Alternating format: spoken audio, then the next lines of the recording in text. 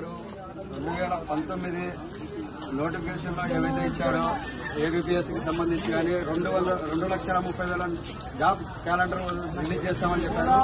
ఇవాళ రాష్ట్రంలో నిరుద్యోగుల సంఖ్య ఎక్కువైపోయింది.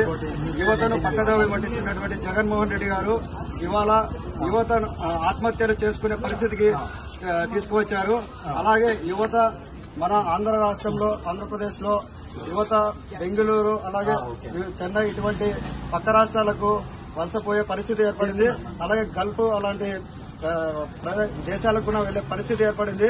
కావున ఎట్టి పరిస్థితుల్లో యువత అంతా మన పట్టభద్రుల ఎలక్షన్ లో కూడా చూశారు. భూమిరెడ్డి రాంభూపాల్ రెడ్డి గారు అత్యధిక మెజార్టీతో గెలిపించడం జరిగింది.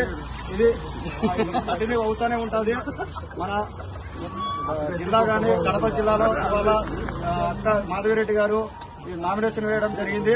అధిక సంఖ్యలో యువత కూడా దాంతో పార్టిసిపేట్ చేయడం జరిగింది. ఇవాళ డ్రగ్స్ కూడా ఇవాళ జగన్మోహన్ రెడ్డి గారు చెప్తున్నారు యువతకు ఉద్యోగాలు ఇస్తాము అది ఇస్తామని.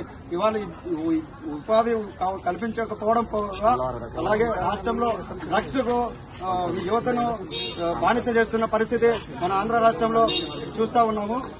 అలాగే కియా చంద్రబాబు పాలనలో కియా ఇటువంటి కొన్ని కంపెనీలను తీసుకువచ్చి యువతకు ఉపాధి